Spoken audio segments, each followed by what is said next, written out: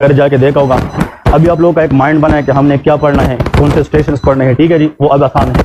आज हम स्टार्ट करेंगे हिस्ट्री टेकिंग से। तो हेडिंग दे दें हिस्ट्री टेकिंग स्केल, ये हमारा स्टेशन नंबर 1 है, ठीक है। तो आप लोगों ने इसमें ये सीखना है कि हम अगर हिस्ट्री लेंगे तो उसमें कौन कौन सी चीज़ें पूछेंगे और कौन कौन सी बात इसमें हमने सीखनी है, ठीक है जी। History taking scales, history taking scales, ठीक है जी, ओके। अब यहाँ पे 2-3 चीज़ें आप लोगों ने नोट करनी है। आप लोगों को मैं फॉर्मेट लिखूंगा, ठीक है, उस फॉर्मेट से आप लोगों ने निकलना नहीं है, उस फॉर्मेट को आप लोगों ने फॉलो करना है। हाँ, अगर किसी के माइंड में कोई क्वेश्चन डिफरेंट आता है तो डेफिनेटली मतलब हर एक का नॉलेज अलग है, आप डिफरेंट क्वेश्चन कर सकते हैं, बट फॉर्मेट सेम होनी चाहिए, ठीक है जी। फॉर्मेट से कोई बंदा निकलेगा नहीं। वो फॉर्मेट क्या है, कौन से पॉइंट्स है, वो अभी हम डिस्कस करेंगे। तो सबसे पहले आज लिखे फीवर की हिस्ट्री किस तरह लेते हैं, ठीक है जी। अगर वहाँ पे पेशेंट है और आपको वो कमांड देते हैं कि भाई इस बंदे से फीवर के बारे में हिस्ट्री ले ले, very very common presenting complaint, क्योंकि हॉस्पिटल में जब हम ओपीडी करते हैं तो हर 3 में से 2 बंदों को फीवर की शिकायत होती है, ठीक है जी। ये एक कॉमन प्रेजेंटिंग प्रॉब्लम है, मतलब हर एक बंदा कहते यार मुझे बुखार है, ठीक है जी, मुझे जोड़ों में दर्द है, बॉडी एक्स है। जब उसका टेम्परेचर चेक करते हैं तो उसको क्या होता है, फीवर होता है। तो अगर वहाँ पे किसी बंदे को बिठाया है कि यार इसको बुखार है, फीवर है, आप उससे पूछे इसको क्या हो सकता है, क्या मसला हो सकता है, ठीक है जी। इसके बाद सबसे पहले क्या करना है, आपने प्रोफेसर का शुक्रिया अदा करना है, सर थैंक यू, ठीक है, I am going to take the history. सबसे पहले आपने प्रोफेसर को अपने आप से डिटेल किया है, and you should go toward the patient. जो बंदा बैठा है आपने उसके साथ फिर वही 3 बातें हैं, आपकी बॉडी पोस्चर अच्छी होनी चाहिए, आई टू आई कॉन्टैक्ट होना चाहिए, और जब आप उसके साथ बात करते हैं तो आप you should be a good listener, ठीक है जी। ये 3 बातें आप लोगों के साथ चलनी है। अब ये 3 चीज़ आपने माइंड में रखी है। हिस्ट्री टेकिंग में sanitise the hand is not the option, वो फिजिकल एग्जामिनेशन में है, ठीक है जी। कुछ लोग माइंड में एक चीज़ रखते हैं, वो हिस्ट्री का नाम सुन के सर कहते हैं कि सर के आई सैनिटाइज माई हैंड, तो उसमें कोई ज़रूरत तो नहीं है। जहाँ पे हम पेशेंट को टच नहीं करते, जहाँ पे पाल्पेशन नहीं होती, वहाँ पे sanitise the hand is not necessary. तो इसमें जस्ट आपने पेशेंट के सामने बैठना है और बैठ के पेशेंट आपके सामने बैठा होगा और आप पेशेंट के सामने, and you should start the history. अब केस स्टार्ट करना है, सबसे पहले देखिए ग्रीटिंग, ग्रीटिंग का मतलब सलाम करना है, ठीक है जी, ये आप लोगों ने याद रखना है। तो मैं एक फॉर्मेट बनाता हूँ, उस फॉर्मेट के अंदर हम सारी हिस्ट्री लेके आएंगे, ठीक है जी। यहाँ पे आप लोग सबसे पहले लिखे अस्सलाम वालेकुम, आप लोगों ने स्टार्ट इस तरह लेना है। अब ये आप लोग के पास नोट्स की शक्ल में ये चीज़ें आएगी, लेकिन इस पर फिर आप लोगों ने बाद में प्रैक्टिस करना है, ठीक है जी। अब ये जो हम लिखते हैं ना, ये मैं नोट्स की शक्ल में आप लोगों को PDF में भेजूंगा, ठीक है, ताकि आप लोग घर जाके उसको बार बार जना प्रैक्टिस करें। तो सलाम करना, you are giving respect to the patient, आप उसको ग्रीट करते हैं, ठीक है जी। सलाम क्या, take for 2 to 3 second pause और उसको सुने कि वो आपको रिस्पांस दे, क्या दे, रिस्पांस। तो उसकी रिस्पांस वालेकुम सलाम है, ठीक है जी। तो सबसे पहले ग्रीटिंग है, ग्रीटिंग के बाद अब यहाँ पे जो पेशेंट आपको बताएगा दैट इज कॉल्ड वालेकुम सलाम। तो जो वालेकुम सलाम है ना, ये किसकी तरफ से आएगा, पेशेंट की तरफ से। ये आप है, ये डॉक्टर है और ये पेशेंट है, बस ये तो एक जस्ट सिंपल है। बीइंग अ मुस्लिम, हम जिसके साथ भी मिलते हैं तो सलाम करते हैं, तो इससे इंसान का एक अच्छा इफेक्ट, एक अच्छा असर पड़ता है, ठीक है जी। सलाम और इसका रिस्पॉन्स, ये 2 बातें हो गई। इसके बाद you have to introduce yourself, आपने अपने आप को इंट्रोड्यूस करना है, हु आर यू, समझ रहे कि नहीं। मेरा नाम डॉक्टर सादिक है, मैं उस टीम का हिस्सा हूँ जो आपकी बीमारी की तशखीस कर रही है, ठीक है जी। आप उसको अपने आप को इंट्रोड्यूस करें कि वो आपसे मुकालमा करे तो उसको पता हो कि हु आर यू, आप कहाँ से आए हैं, क्या करते हैं, आप किस लिए आए हैं। तो इसको कहते हैं इंट्रोडक्शन ऑफ द डॉक्टर, क्या कहते हैं, इंट्रोडक्शन। आप लोग यहाँ पे लिखे कि मैं उस टीम का हिस्सा हूँ या मेरा नाम डॉक्टर सादिक है, इस तरह लिखे। आप लोग अपने नाम लिखे, मेरा नाम डॉक्टर, जो भी आप लोग इसमें नाम लिखते हैं, ठीक है। देखिए मैं उस टीम का हिस्सा हूँ जो आपकी बीमारी की तशखीस कर रही है, ठीक है। देखिए it seem a little bit difficult, but once you people go through 1 to 2 time it make very easy, it will seem very very easy, ठीक है जी। अब ये हमने बातें करनी, वहाँ पे लिखना तोड़िए, ये जस्ट हम इसलिए लिखते हैं कि हम फॉर्मेट सीखे। Once we go through 2 to 3 time, 4 time, 5 time, multiple time in a day from one history, it will be passed in your mind. फिर बोलना बहुत आसान है, ठीक है जी। अब लिखने में शायद 4-5 मिनट ले, बोलने में 2 मिनट भी नहीं लेता, ठीक है जी। ये जस्ट बोलने के लिए, लेकिन reflexes should be enough strong कि सामने वाले को पता हो जाए कि आप ना हिचकिचा रहे, न काम पर, आप लोगों में एक बोल्डनेस होनी चाहिए, उनको फील होना चाहिए कि यार इसको बोलने का तरीका आता है, ये पेशेंट के साथ कन्वर्सेट कर सकता है, ठीक है जी। ये क्या है, ये आपकी इंट्रोडक्शन है कि भाई आप कौन है और आप किस टीम से ताल्लुक रखते हैं, ठीक है जी। अब इसके बाद हमने नेक्स्ट क्या करना है, बायोडेटा ऑफ द पेशेंट, क्या करना है, बायोडेटा। अब बायोडेटा के अंदर 4 चीजें आप लोगों ने याद रखनी। देखिए मैं आप लोगों को सिर्फ यहाँ पे इतना लिख सकता हूँ, दैट इज कॉल्ड इंट्रो। ये हमारे पास क्या है, इंट्रो, ये इंट्रोडक्शन है। यहाँ पे आप लोग लिख सकते हैं, मतलब हिस्ट्री में एग्जामिनर 5 चीज़ें देखता है, ठीक है जी।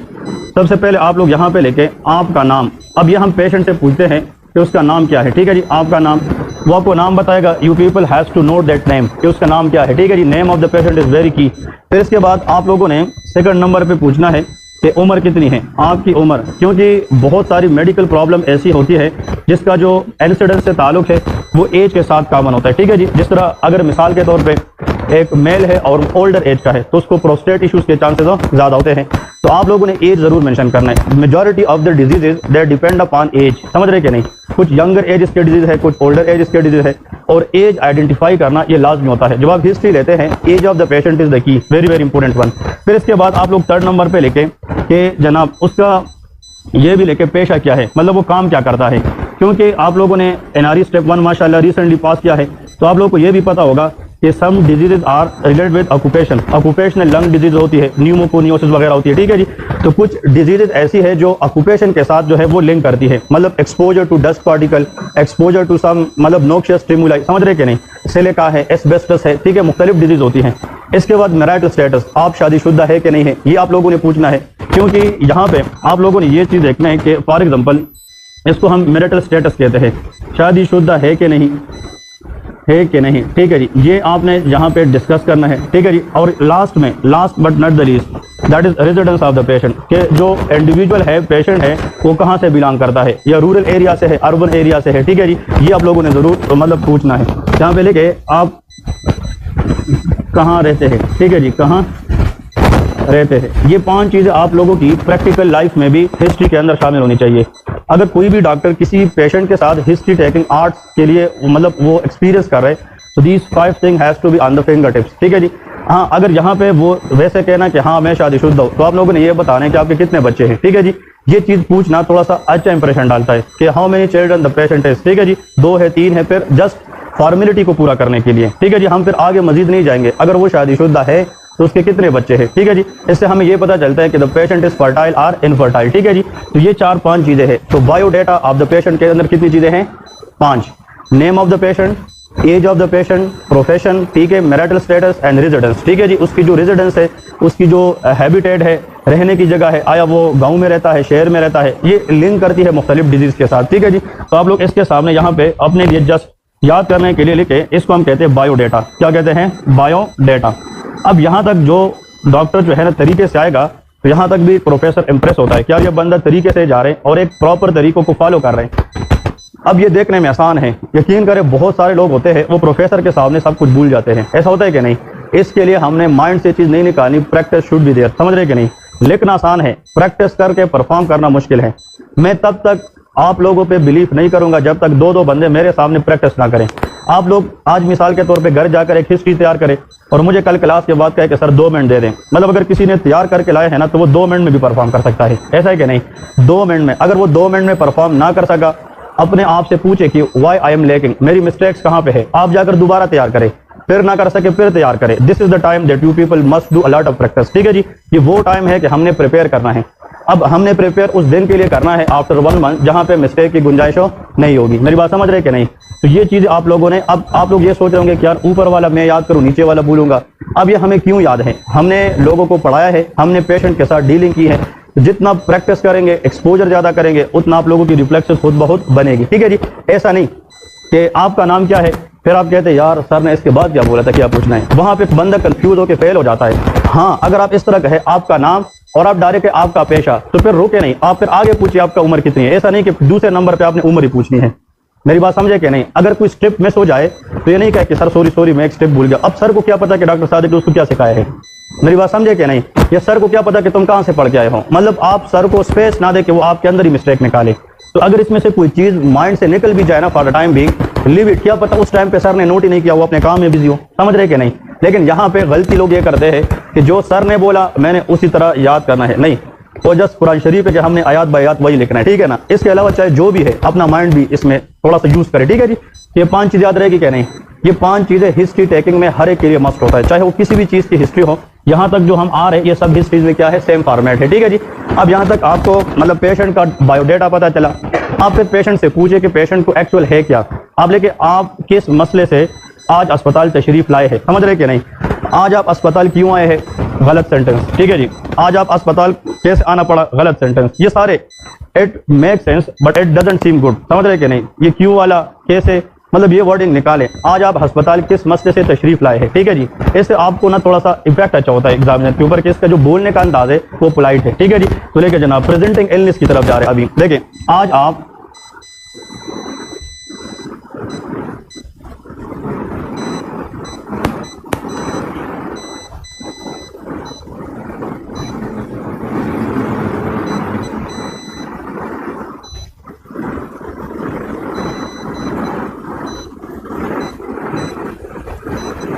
बस आपने ये सेंटेंस याद रखना है। आज आप अस्पताल किस मसले से तशरीफ लाए हैं, ठीक है जी। फिर अगर वो कहते हैं कि यार मुझे बुखार था, ठीक है जी, वो यहाँ पे प्रेजेंटिंग कंप्लेंट बताएगा, ठीक है जी। वो मुझे कफ था, मुझे बुखार है, मुझे वोमिटिंग है, मुझे डायरिया है, मतलब जो हिस्ट्री आपको दी गई है वो बंदा अब यहाँ पे बोलेगा, ठीक है जी। तो लेके वो कहेगा जनाब बुखार की वजह से। ये पेशेंट जो है, अब जो मरीज है ना यहाँ पे, अब ये वो मरीज बताएगा कि भाई वो किस मसले से तशरीफ लाए हैं। तो आप लोग लेके वो कहेगा डॉक्टर साहब मैं आज बुखार की वजह से, मतलब मुझे बुखार था, उस वजह से बस मैंने सोचा कि डॉक्टर के पास चलता हूँ, हॉस्पिटल चलता हूँ, ताकि पता चले कि मसला क्या है, ठीक है जी, बुखार की वजह से। वो शॉर्ट सेंटेंस भी बोल सकता है, वो ये भी बोल सकता है डॉक्टर साहब आज मैं अस्पताल इसलिए आया था कि मुझे काफ़ी दिनों से बुखार हो रहा था, ठीक है, या मुझे सुबह से बुखार है, या मुझे 1 घंटे से बहुत तेज़ बुखार है, ऐसा है कि नहीं। इसका मतलब ये है कि यहाँ पे सेंटेंस आगे पीछे ज़्यादा मतलब लंबा छोटा हो सकता है, but just to the point बुखार की वजह से, क्योंकि जो प्रेजेंटिंग इलनेस है वो क्या चीज़ है, वो फीवर है, ठीक है जी। यहाँ तक अगर आप लोगों ने सही प्रॉपर तरीके से हिस्ट्री ली ना, देखिए अस्सलाम वालेकुम, वालेकुम सलाम, ठीक है, मेरा नाम डॉक्टर अली है, मैं उस टीम का हिस्सा हूँ जो आपकी बीमारी की तशखीस कर रही है। आपका नाम, ठीक है, फिर आपकी उम्र, आप क्या काम करते हैं, आप शादीशुदा है कि नहीं, अगर है तो कितने बच्चे हैं, और आप कहाँ से आए हैं, ठीक है जी। ये मैंने पूछा, इट टेक 20 सेकंड्स, समझ रहे कि नहीं। बट बाकी आप लोगों ने हिस्ट्री नहीं लेनी, रनिंग में हिस्ट्री नहीं लेनी, you have to be appropriate in the word, ताकि आपकी वर्डिंग जो है वो बताए कि आप आराम से तरीके से हिस्ट्री लेंगे। एक तो टाइम भी चलेगा और दूसरा एग्जामिनर के ऊपर इफेक्ट भी अच्छा जाएगा। अगर आप हिस्ट्री 2 मिनट की 1 मिनट में खत्म करेंगे तो फिर लास्ट 1 मिनट आपसे क्वेश्चन आंसरिंग होगी, समझ रहे कि नहीं। आप लोग अपने टाइम को इतना जल्दी भी खत्म ना करें कि प्रोफेसर साहब को आप टाइम दे दें कि वो इसके अंदर आपसे फिर सवालात करता रहे, समझ रहे कि नहीं। तरीके से अगर आप टाइम ली, 5 मिनट के अंदर किसी ने हिस्ट्री नहीं ली बट वो बंदा रुका भी नहीं, फिर भी वो पास है, क्योंकि आप जा तो सही रहे हैं बट टाइम पे नहीं पहुंचे। इट डजंट मीन कि आपको आता नहीं है। You are going well but you didn't finish on time, it doesn't mean कि आप वहां पे फेल है। तो हिस्ट्री लेना बड़ी चीज़ है, हिस्ट्री खत्म करना बड़ी चीज़ नहीं होती कि आप कहें कि यार मैं हिस्ट्री में एंड में कहूँगा थैंक यू तब जाकर मुझे 20/20 मिलेंगे। नहीं, कुछ लोगों को 3-4 बातों करने की वजह से 20/20 मिलते। Depend upon the patient approach, कि आपकी अप्रोच क्या है, आपकी वर्डिंग क्या है, आपका तरीकेकार क्या है, समझ रहे कि नहीं। तो कुछ चीज़ें जो आप लोग की माइंड में है ना, वो साथ साथ मैं आप लोग की निकालता रहूँगा कि कुछ लोग ये कहते हैं, कुछ लोग वो कहते हैं, कुछ चीज़ें ठीक होती है, कुछ चीज़ें गलत होती हैं। आप लोगों ने एक्यूरेट हिस्ट्री लेनी है, मेरी बात समझे कि नहीं। ये नहीं यार सर ने तो कहा था लेकिन 2 मिनट में खत्म ना कर सका, फलाने बंदे ने कहा तो तुम तो फेल हो जाओगे। नहीं, अब अगर 2 मिनट में खत्म होने के बाद 3 मिनट आपका वाइवा चलता रहे और आपको एक क्वेश्चन तक ना आए तो फिर क्या करोगे, मेरी बात समझे कि नहीं। तो you people has to be accurate according to the time and according to the approach of the patient, कि आप लोगों ने क्या पूछना है, ठीक है। अब यहाँ पे जो मरीज है उसने आपको प्रेजेंटिंग इलनेस बताया है कि मुझे बुखार था, उस वजह से मैं जनाब हॉस्पिटल आया हूँ। अब इसके बाद यहाँ पे अगर एक सेंटेंस ऐड करे ना तो अच्छी चीज़ है, अगर ऐड ना करे तो इट डजंट मैटर कि आप अस्पताल इमरजेंसी में आए थे या ओपीडी तशरीफ लाए थे। इससे हमें यह पता चलता है कि पेशेंट की जो प्रेजेंटिंग इलनेस है वो सीवियर है या माइल्ड है, समझ रहे कि नहीं।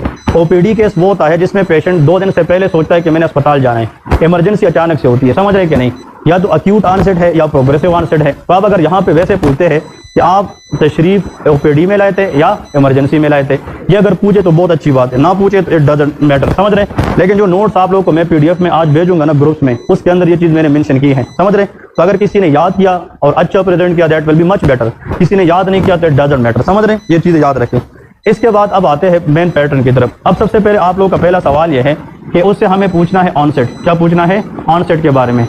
ऑनसेट से मुराद ये है कि आपने ये पूछना है कि क्या आपको बुखार अचानक से हुआ है। कभी कभार लोग कहते हैं कि नहीं डॉक्टर साहब मुझे 1-2 दिन से ऐसा फील हो रहा था कि मेरे बॉडी में दर्द है, वजूद में थकावट है और सुबह सवेरे आज महसूस हुआ कि मुझे टेम्परेचर है, समझ रहे कि नहीं। कुछ लोग कहते हैं कि मैं तो अभी बाहर से होके आया, 2 मिनट वैसे बैठ गया और अचानक मुझे बुखार हो गया। तो इसका मतलब कुछ फीवर होती है जो ग्रेजुअल ऑनसेट होती है, कुछ अक्यूट ऑनसेट होती है। तो ऑनसेट में लेके क्या आपको बुखार अचानक से हुआ या नहीं, ठीक है जी, ये हम पूछते हैं। यहाँ पे लेके क्या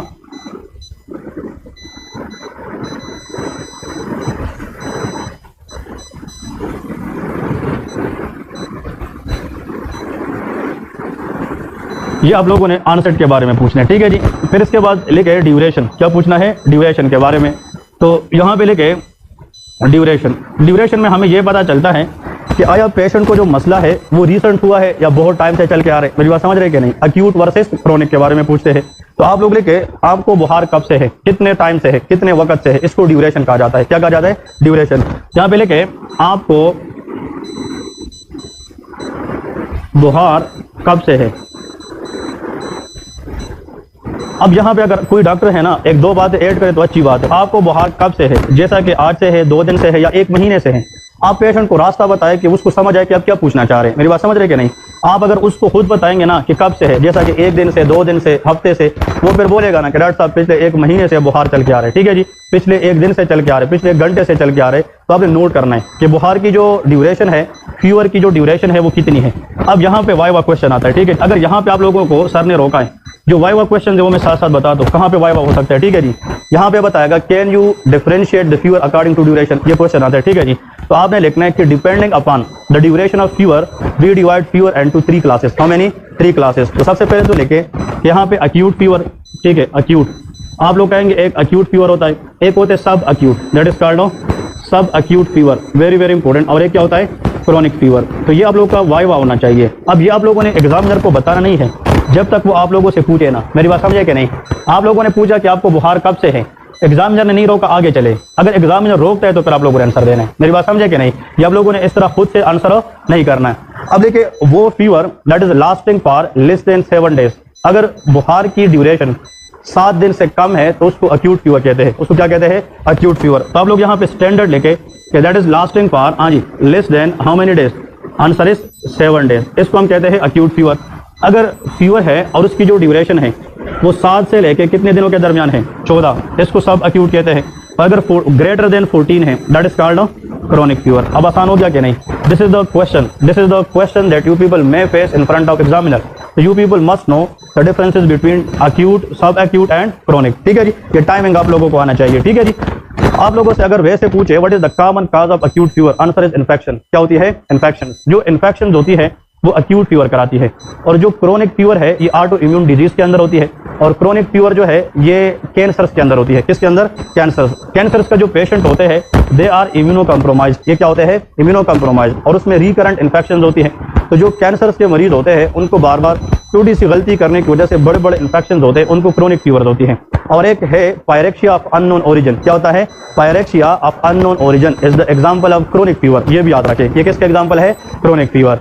अब मुझे गौर से सुने, फीवर का दूसरा नाम है पायरेक्सिया। क्या है? पायरेक्सिया। अब सवाल ये है अगर एक मरीज है उसको फीवर है and you do all the investigation in the hospital for 7 days. ये बात गौर से सुने, how many days? 7 days.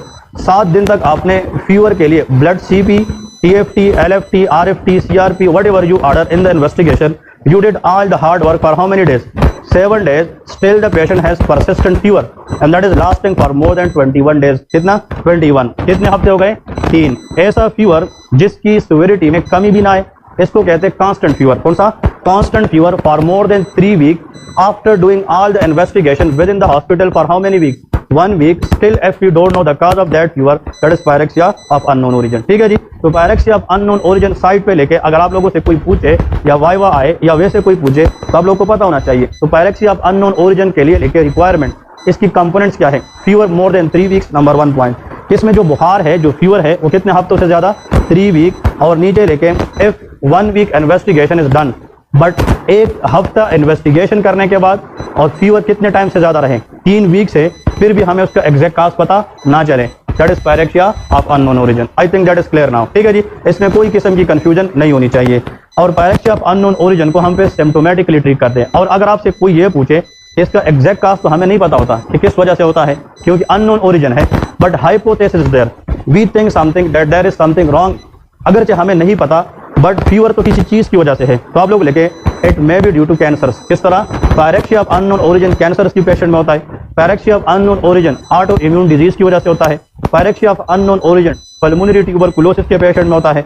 Pyrexia of unknown origin कुछ ड्रग्स की साइड इफेक्ट्स की वजह से होता है, एंटी कैंसर ड्रग्स वगैरह, ठीक है जी। तो मतलब आप लोग लिख सकते हैं it may be due to drugs, it may be due to TB, it may be due to cancer. अब आप लोग कहोगे काजेस तो है, बट हम इनको पिन पॉइंट काज ऑफ नहीं कह सकते। मतलब डिफरेंशियल डायग्नोज बता सकते हैं लेकिन पिन पॉइंट उसका काज ऑफ नहीं बता सकते। यहाँ तक कोई क्वेश्चन तो नहीं है ना? Everything is clear.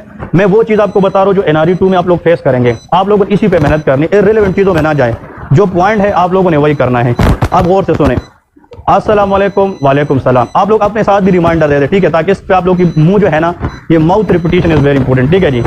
मेरा नाम डॉक्टर सादिक है, उस टीम का हिस्सा हो जो आपकी बीमारी की तशखीस कर रही है। आपका नाम, ठीक है, just take 2 to 3 second pause and listen to him और हर कि उसका नाम क्या है, ठीक है जी। फिर आपकी उम्र कितनी है, आप काम क्या करते हैं, शादीशुदा है कि नहीं, और कहाँ रहते हैं। आपने 5 बातें की। आज आप अस्पताल किस मसले से तशरीफ लाए थे। फिर वही बात, आप इस मसले की वजह से OPD आए थे या इमरजेंसी आए थे, याद है कि नहीं। फिर आपने क्या कर रहे हैं, ये मसला आपको अचानक से हुआ कि नहीं, ये मसला आपको कब से है। अब मैंने तकरीबन 25 मिनट लगा दिए इसको समझाने पे, लेकिन बोलने पे मेरे ख्याल में 1 मिनट भी नहीं लेता। समझ रहे कि नहीं?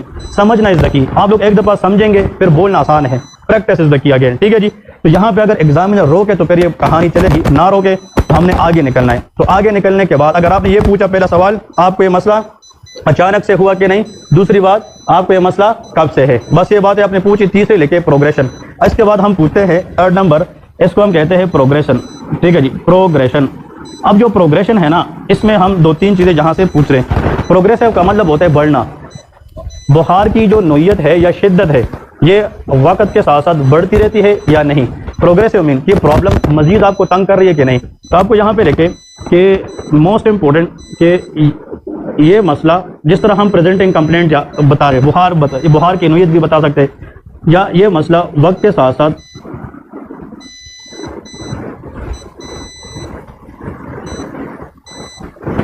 बढ़ता है कि नहीं। इससे हमें यह पता चलेगा कि the patient is going toward deteriorating condition और मतलब उसको रिमिशन कंडीशन, कि मतलब प्रॉब्लम ठीक हो रही है या नहीं ठीक हो रही है, उसको जो मसला है, ठीक है जी।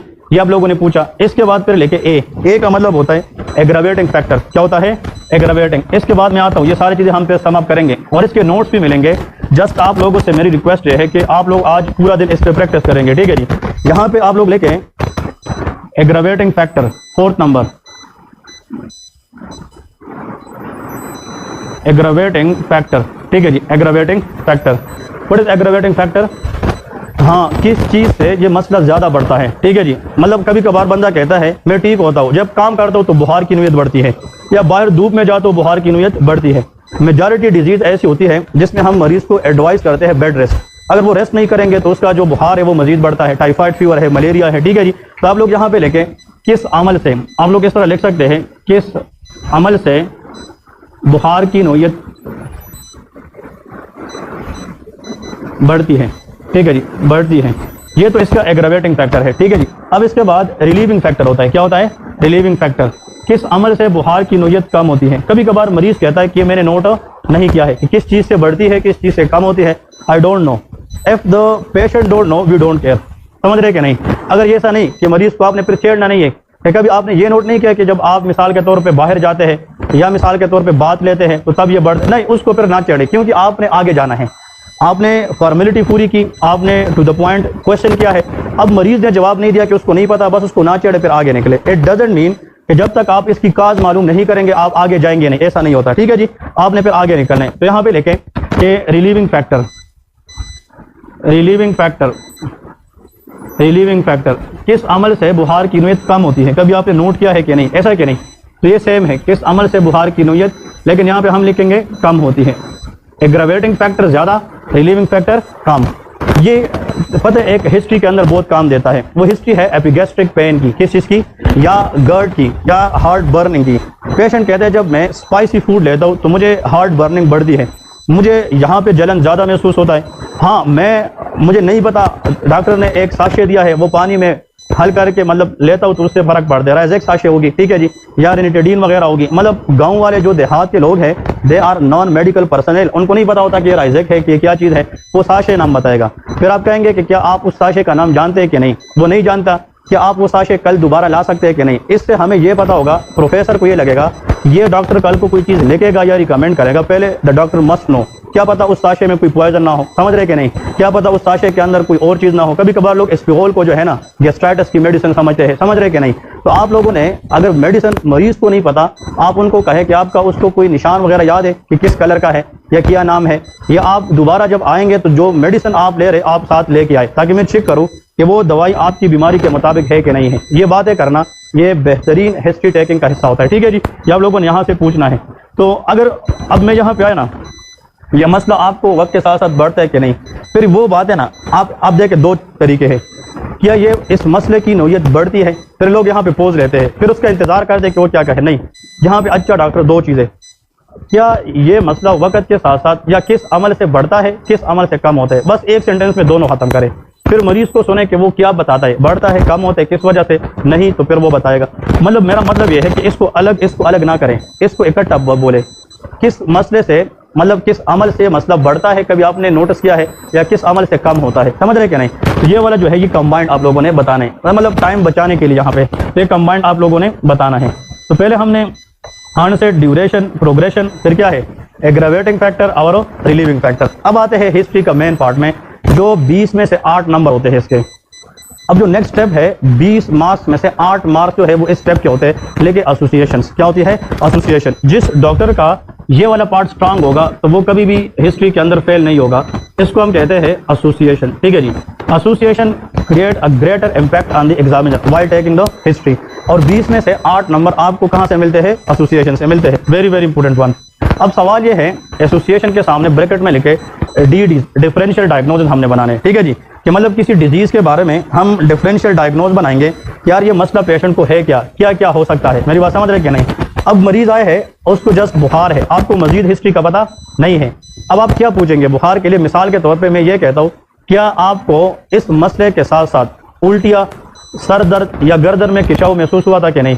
We are ruling out meningitis. तो मेनिंजाइटिस में फीवर होता है कि नहीं, तो लेके पहला एसोसिएशन आप लोगों ने इस तरह पूछना है। अब मैं आप लोगों को आखिर में माइंड बनाता हूँ कि आप लोगों ने यहाँ पे कौन सी गलती नहीं करनी, ठीक है। तो आप लोग लिखें कि इस मसले के साथ आपको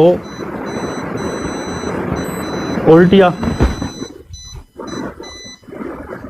सर दर्द या गर्दन में खिंचाव महसूस हुआ था कि नहीं। अब यहाँ पे सर को पता चलेगा कि ये किसके बारे में पूछ रहा है, very good, that is called off meningitis, ठीक है जी, मेनिंजाइटिस। अब यहाँ पे आप लोगों ने आज घर जाके मेनिंजाइटिस के जो नोट्स है ना आप लोगों के पास, उसको एक दफा देखना है। मेनिंजाइटिस के ऊपर क्वेश्चन वो पूछ सकते हैं, ठीक है जी।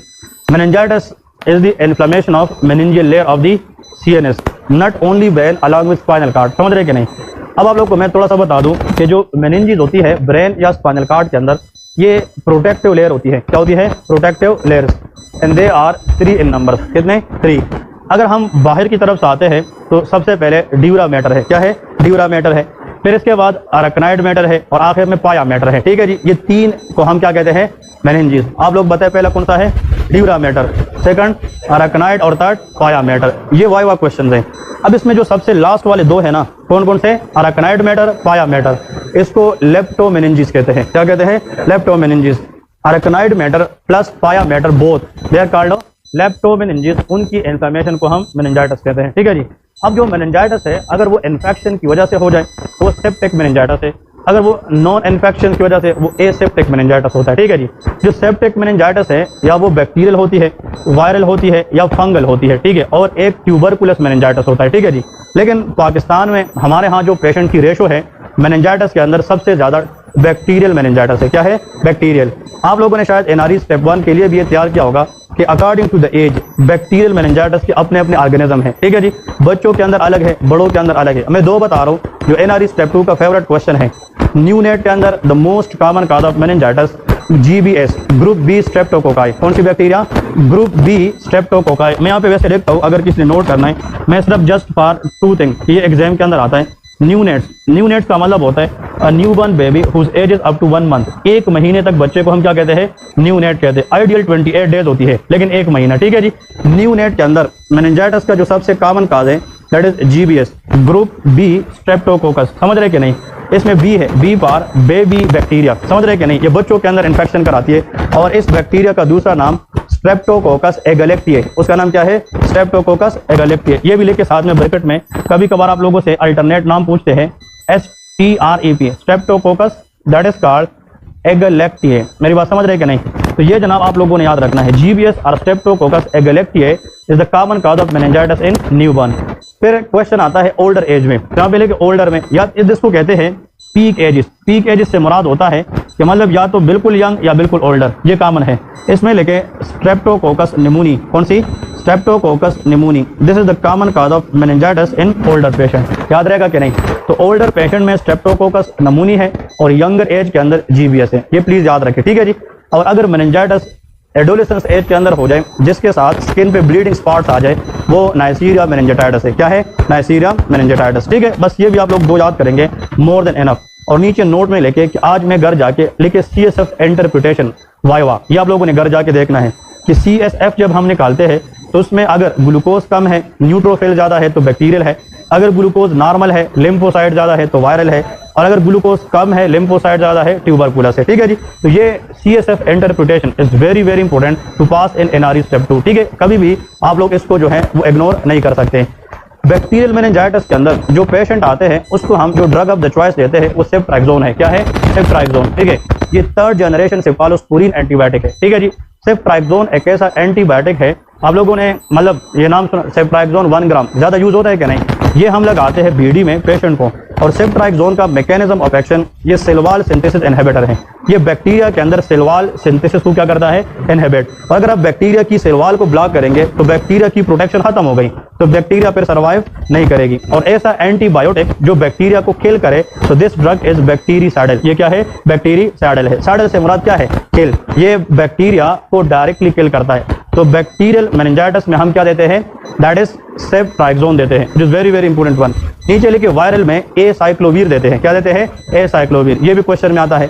Aciclovir is the antiviral of choice for viral meningitis, क्योंकि जो वायरल मेनिंजाइटिस है mostly cause by herpes simplex virus. कौन सा, हर्पीज सिम्प्लेक्स। HSV का नाम सुना है क्या, नहीं, ये HSV कराता है, that is called herpes simplex virus. चले एक और क्वेश्चन मैं पूछता हूँ जस्ट फॉर नॉलेज, और क्या पता आ भी जाए। अगर एक पेशेंट है उसने रिसेंटली ट्रांसप्लांट की है, समझ रहे कि नहीं, ट्रांसप्लांट के बाद पेशेंट की इम्यूनिटी स्ट्रांग होती है कि वीक होती है, वीक होती है। तो after transplant immuno compromise patient में the common cause of infection is accident GMV cytomegalo virus, CMV, समझ रहे कि नहीं, साइटोमेगेलो वायरस। और से सुने, अगर एक पेशेंट है उसको HIV है, क्या है, HIV is a virus which directly attack on CD4 cell. किस सेल पे, CD4, ये याद है ना, ये CD4 पे काम करता है, CD8 पे बाद में काम करता है। इसका आंसर ये है कि HIV को टारगेट करने के लिए उसकी जो रिसेप्टर है, उसकी जो कंसंट्रेशन है वो CD4 पे क्या है, ज़्यादा है। तो HIV ज़्यादा अटैक किस पे करता है, CD4 पे। तो अगर एक पेशेंट है उसको HIV की वजह से एड्स हो जाए, क्या हो जाए, AIDS, and that patient develop retinitis. कौन सी चीज, retinitis. Think about cytomegalo virus retinitis, समझ रहे कि नहीं। तो HIV पेशेंट में रेटिनल इन्फेक्शन का लीडिंग काज भी CMV है। ट्रांसप्लांट आर्गन के बाद इन्फेक्शन का कॉमन काज भी CMV है। तो लेके ड्रग ऑफ द चॉइसेस गेनसीक्लोवीर, उसका नाम क्या है, गेनसीक्लोवीर, समझ रहे कि नहीं। तो आप लोग यहाँ पे मैं सिर्फ लिखता हूँ लेकिन इसके साथ मिक्स ना करें, सिर्फ ये लेके फिर मैं मिटाता हूँ, दैट इज कॉल्ड गेनसीक्लोवीर। इसका नाम क्या है, गेनसीक्लोवीर, समझ रहे कि नहीं। तो ganciclovir is the best antiviral against cytomegalo virus infection, और जो एसाइक्लोवीर है best antiviral against HSV virus infection, वो हर्पीज सिम्प्लेक्स वायरस के खिलाफ है। और ये किसके खिलाफ है, CMV virus can also cause infectious mononucleosis. ये नाम सुना है कि नहीं। ये जो वायरस है वैसे infectious mononucleosis 90% is Ebstein Barr virus, 10% in cases is CMV cytomegalo. Gynaecology के अंदर आप लोगों ने टार्च इन्फेक्शन का नाम सुना है कि नहीं, उसमें भी साइटोमेगेलो वायरस इन्फेक्शन होता है, ठीक है, याद रहेगा कि नहीं। तो ये जो है इसके साथ वाइवा क्वेश्चन है, याद करने हैं। और फंगल के अंदर लेके एम्फोटेरिसिन B, कौन सा ड्रग देते हैं, amphotericin B, this is for fungal meningitis. तो फंगल मेनिंजाइटिस का जब केस आता है तो amphotericin B that is the drug of choice to attack against multiple fungi. इधर देखे ना, अगर मिसाल के तौर पे मैं आप लोग को यहाँ पे एक सेल ड्रा करता हूँ, इधर देखे और से F for example, this is the called fungal cell. ये क्या है, फंगल सेल है। अब जो फंगल सेल है बाहर जो आउटर मेम्ब्रेन है जिसको सेल मेम्ब्रेन कहते हैं, और इम्पोर्टेंट ये है कि fungal cell like a human cell is eukaryote. ये क्या है, यूकेरियोट है। बैक्टीरिया की सेल प्रोकैरियोट है और फंगस क्या है, यूकेरियोट है। अब सवाल ये है कि जो सेल मेम्ब्रेन है इसके अंदर स्पेशल टाइप के कोलेस्ट्रॉल होते हैं। क्या होते हैं? कोलेस्ट्रॉल। अभी हम एनआरई स्टेप 1 वालों को पढ़ाते हैं तो इस तरह आप लोगों ने फार्माकोलॉजी याद रखनी है कि एक्चुअली ये जो मैंने बॉक्सेस बनाए हैं, this is the stronger component of fungal cell membrane. समझ रहे क्या नहीं? ये फंगल सेल मेम्ब्रेन की स्ट्रॉन्गेस्ट कंपोनेंट है। किसके अंदर? सेल मेम्ब्रेन के अंदर। इस कमरे की जो दीवार है ये हमारी प्रोटेक्शन है। मेरी बात समझ रहे क्या नहीं? हर घर की दीवार है वो प्रोटेक्शन है। अब उस दीवार के अंदर जो ईंटें है ना वो ये बॉक्सेस है। समझ रहे क्या नहीं? But here we are talking about which cell? Fungal cell. तो फंगल सेल के अंदर जो कंपोनेंट्स मैं बता रहा हूँ इसका नाम है अर्गोस्टिरोल। इसका नाम क्या है? अर्गोस्टिरोल। समझ रहे क्या नहीं? अर्गोस्टिरोल इज लाइक कोलेस्टेरोल। ये किसकी तरह है? कोलेस्टेरोल। तो आप आज के बाद the strongest component in the fungal cell membrane is ergosterol. याद रखना चाहिए। ये प्रैक्टिकली ओपीडी में भी जब आप किसी प्रोफेसर के साथ ओपीडी करते हैं और वो किसी को एंटी फंगल लिखता है ना, वो आपसे पूछता है कि this anti fungal work against what. समझ रहे कि नहीं? तो उधर अगर आप आंसर करेंगे वो आपको पूरी ओपीडी छोड़ सकता है ट्रस्ट करके कि यार इसने पढ़ा है। समझ रहे कि नहीं? तो ergosterol is the main component of fungal cell membrane. समझ गए कि नहीं? अब आप लोगों ने याद रखना है, मिसाल के तौर पे अब गौर से सुने। ऐसा करते हैं कि ये जो अर्गोस्टिरोल है, ये एक अर्गोस्टिरोल मैंने बड़ा किया है। हाँ जी। अब मैंने इसके अंदर क्या किया है? Anyone can tell me. इसके अंदर मैंने होल क्रिएट किया है, मतलब पोर्स क्रिएट किया है। अब इस पोर के जरिए जो अनवांटेड मटेरियल है वो बाहर से अंदर जाएंगे और जो एसेंशियल प्रोडक्ट है वो अंदर से बाहर आएंगे। तो फंगल सेल सर्वाइव करेगी? नहीं करेगी। तो ऐसा drug that create pores in the ergosterol to kill fungal cell वो एम्फोटेरिसिन बी है। समझ रहे कि नहीं? तो एम्फोटेरिसिन बी का मैकेनिज्म ऑफ एक्शन आप लोगों को आना चाहिए। तो इसमें लिखे MOA मैकेनिज्म ऑफ एक्शन। किस चीज की? एम्फोटेरिसिन बी की। नीचे लिखे it create pores in the ergosterol to kill fungal cell. समझ रहे कि नहीं? ये फंगिसाइडल है। ये क्या है? फंगिसाइडल है। लेकिन इसमें एक चीज आप लोग को मैं बता दूं, मेनिंजाइटिस के केस में वाइवा क्वेश्चन एनआरई 2 में आया है बार बार कि अगर आप किसी को एम्फोटेरिसिन बी देते हैं आईवी में तो ये इफेक्टिवली ब्लड ब्रेन बैरियर को क्रॉस नहीं करता। समझ रहे क्या नहीं?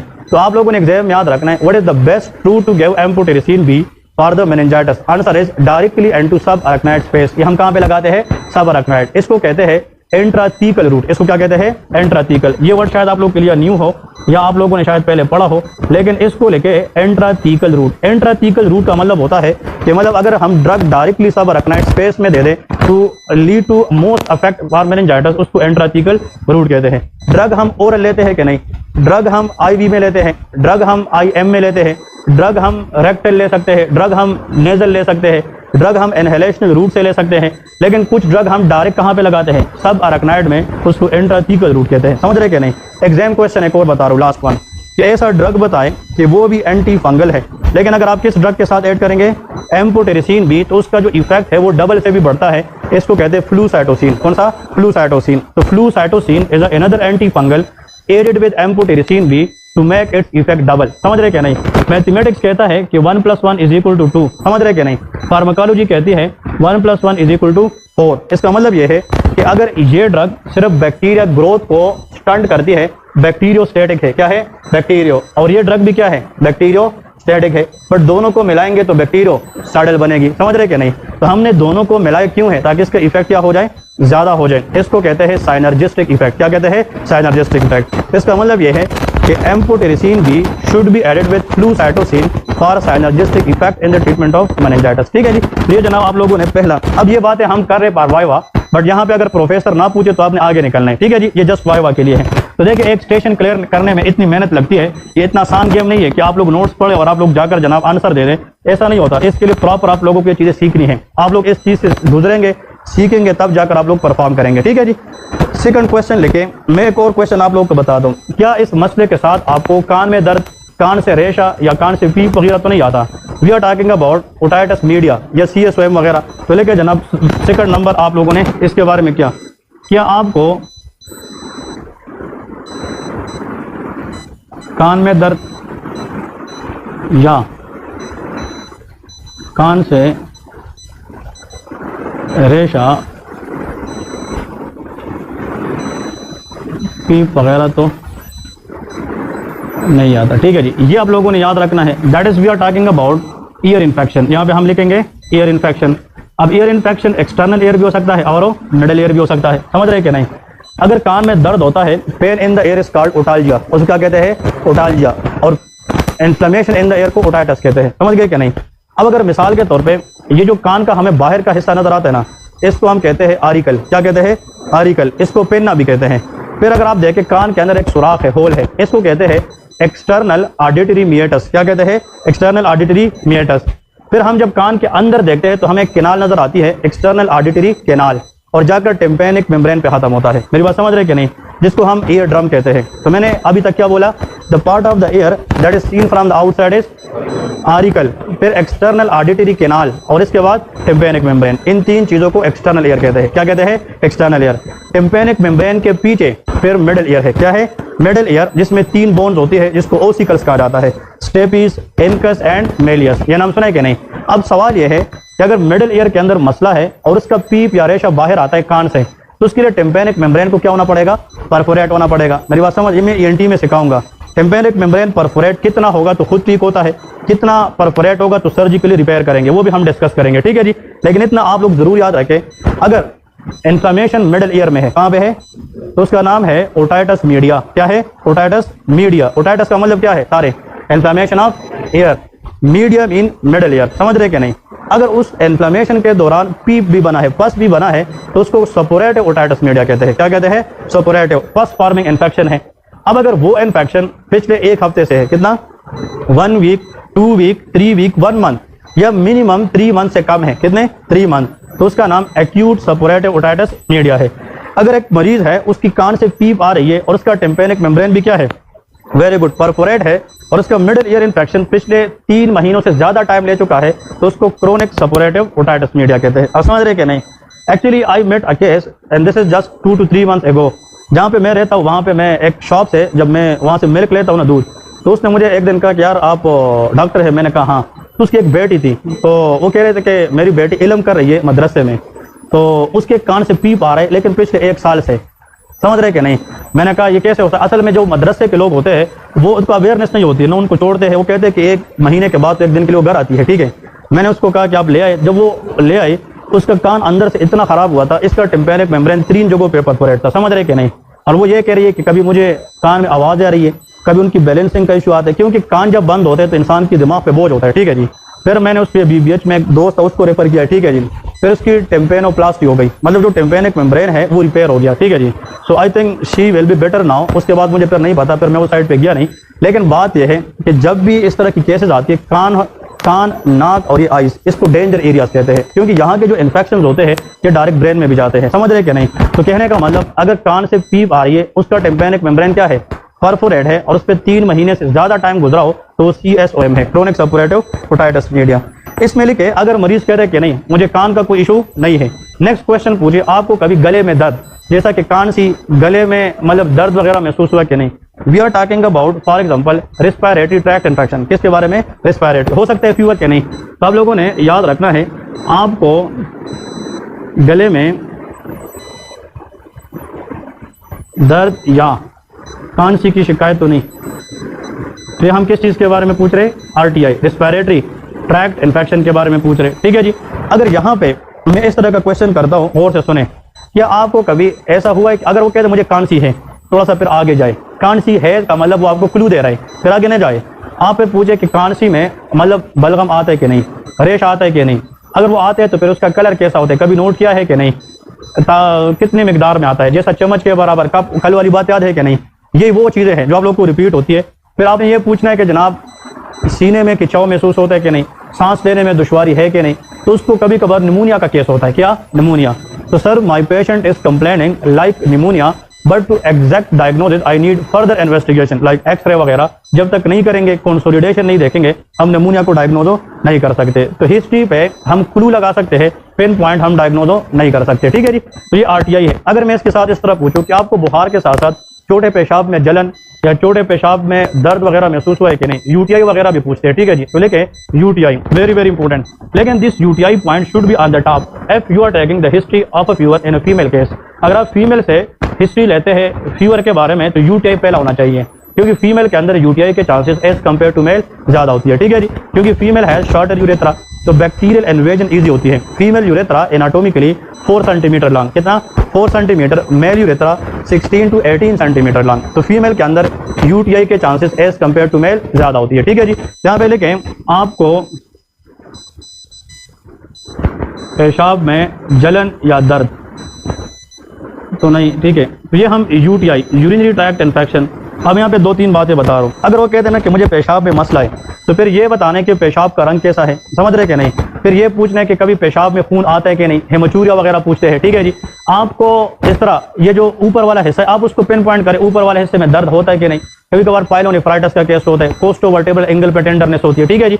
या आपको पहले से कोई पथरी वगैरह का शिकायत तो नहीं है, किडनी स्टोन वगैरह हो सकती है, समझ गए कि नहीं। तो ये आप लोगों ने पूछना है। अब देखिए ऊपर 2 किडनीज है लंबर एरिया में, फिर उन दोनों किडनी से यूरेटर आए हैं, नीचे ब्लैडर है और फिर यूरेथ्रा है, ठीक है। ये 4 चीजें हैं जिसको यूरिनरी ट्रैक कहा जाता है। क्या कहा जाता है?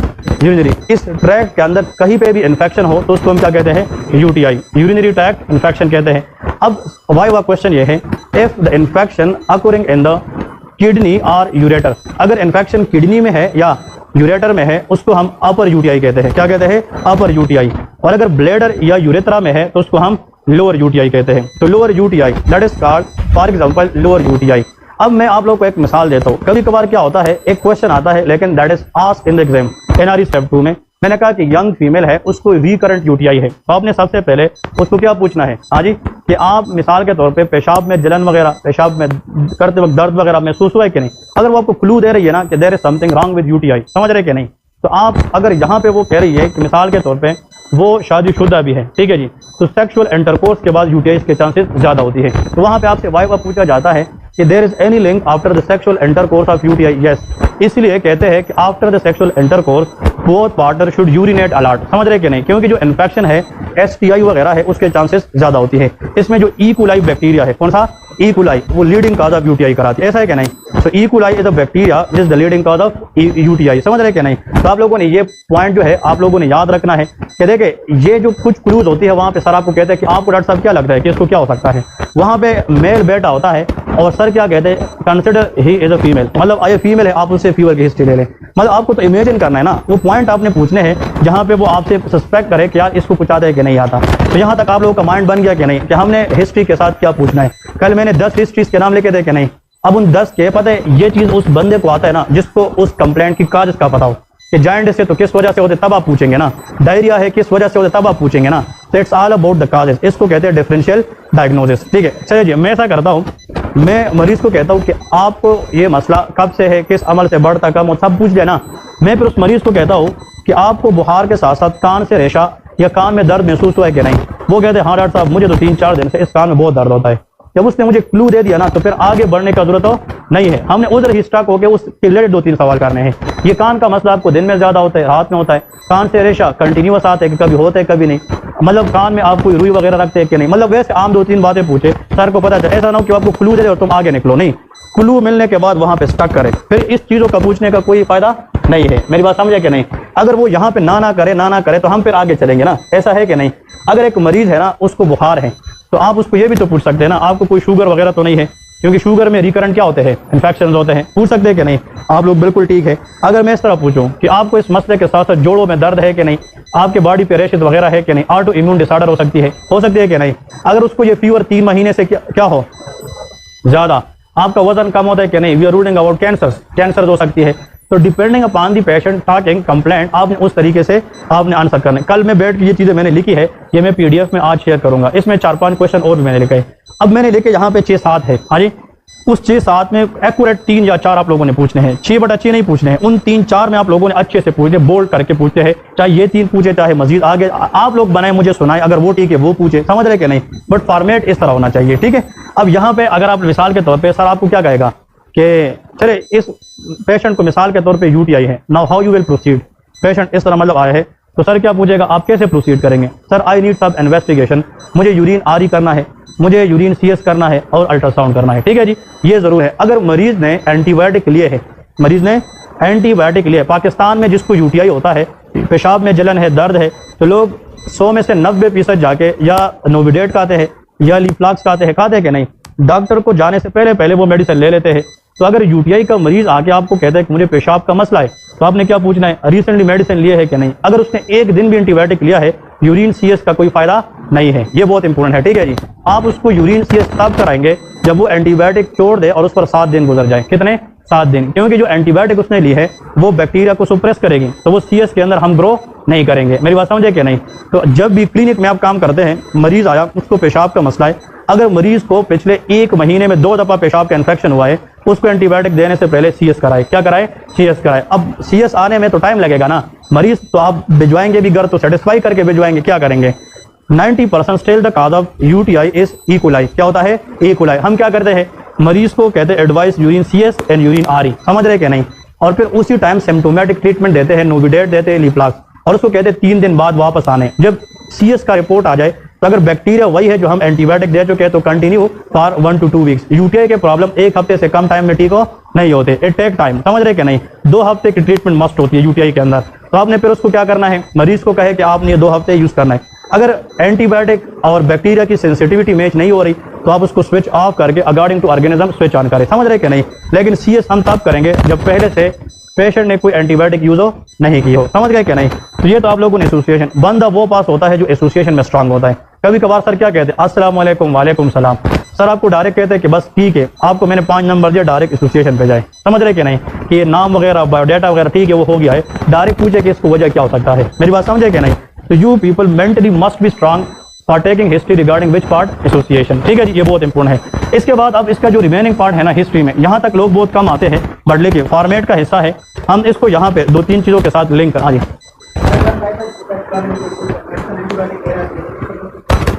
Okay, very good question. देखिए, अगर एक पेशेंट है, आप उसको टाइफाइड सस्पेक्ट करते हैं और वो एंटीबायोटिक ले रहे हैं। अब सबसे पहले तो यह है कि जो टाइफाइड क्योर होता है उसमें हम वीक्स देखते हैं कि कब से आप सस्पेक्ट करते हैं। अगर आप ब्लड कल्चर कराते हैं तो फर्स्ट वीक के अंदर ज़्यादा कराते हैं, फिर एंटीबॉडी टेस्ट कराते हैं 2nd वीक में कराते हैं, स्टूल कल्चर कराते हैं 3rd वीक में, और यूरिन जो है वो 4th में कराते हैं। तो सबसे पहले presenting time of the typhoid fever, आपको टाइम भी नहीं पता but still you suspect typhoid fever. अब आजकल टाइफाइड जो है वो लोग रिकमेंड नहीं करते कि ये नहीं कर रहे हैं, वेडाल टेस्ट फिर भी लोग करते हैं। तो आप उसको सेंसिटिविटी के लिए टेस्ट कराएं और उसको एंटीबायोटिक 3 दिन छुड़वाएं, और 3 दिन छुड़वाने के बाद जो है ना उसको ले आए ताकि बाद में CS करना है। एंटीबायोटिक के ऊपर भले आप टाइफाइड सस्पेक्ट करें, until unless there is no gap of 72 hours, 3 दिन के लिए, तो CS कल्चर रिपोर्ट सही नहीं आएगी, ठीक है जी। चले जी, नेक्स्ट आते हैं, इसमें लेके यहाँ पे ये फॉर्मेट सारे लेके शाबाश, MSDAS देखे,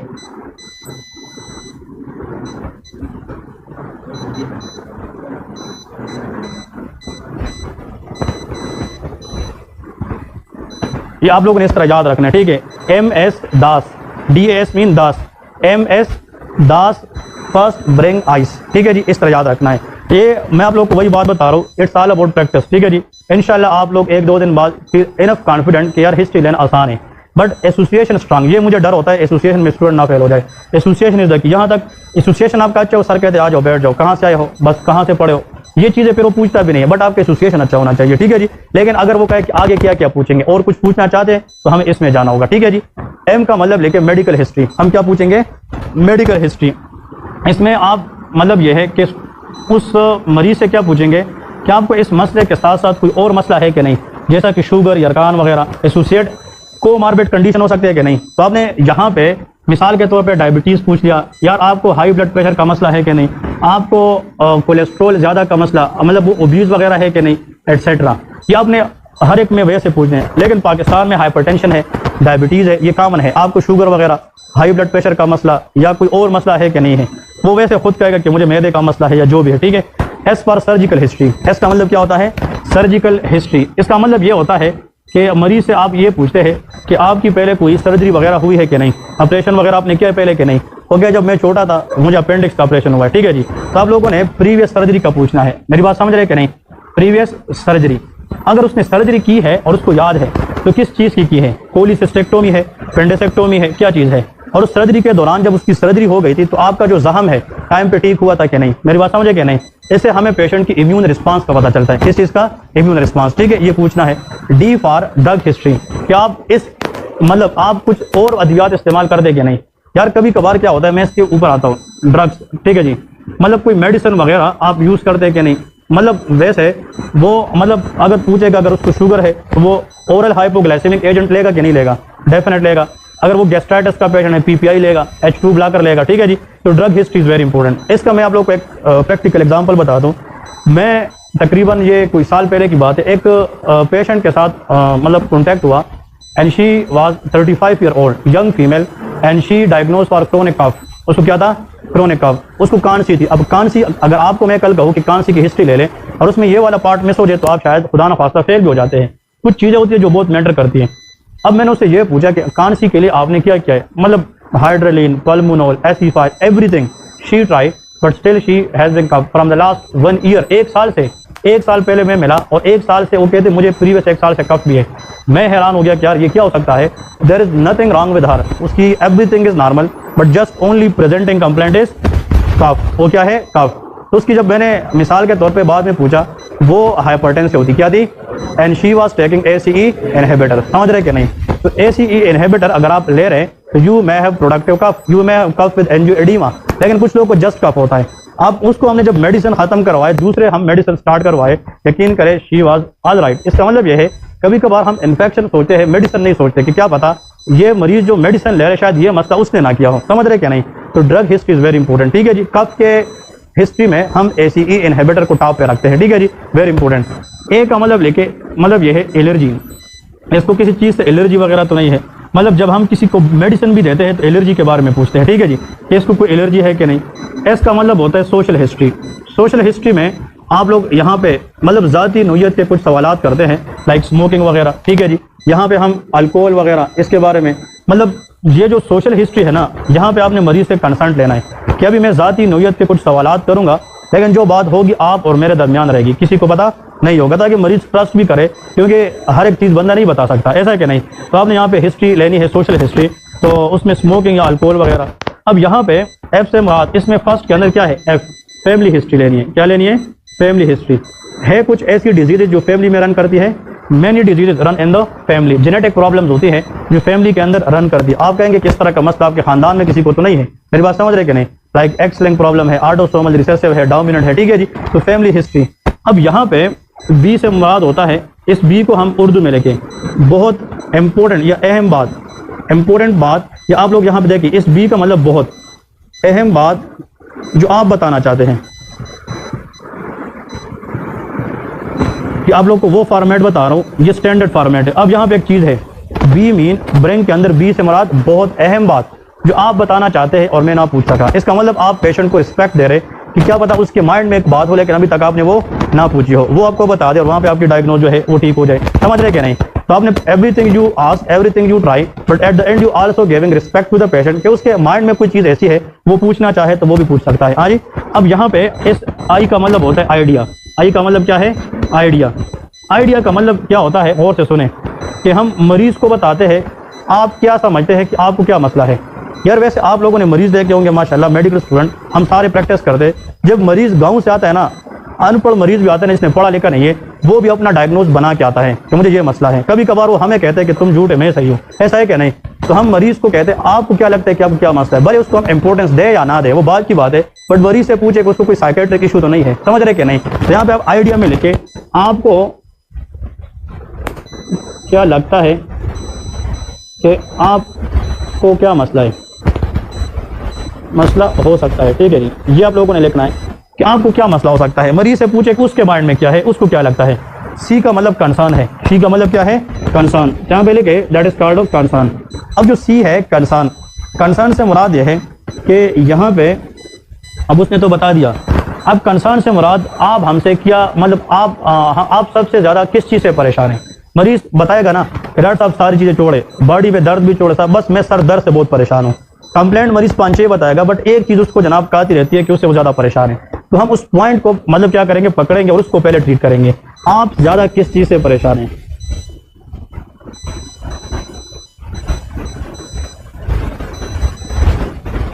और ई फॉर एक्सपेक्टेशन, ये का मतलब क्या है? एक्सपेक्टेशन।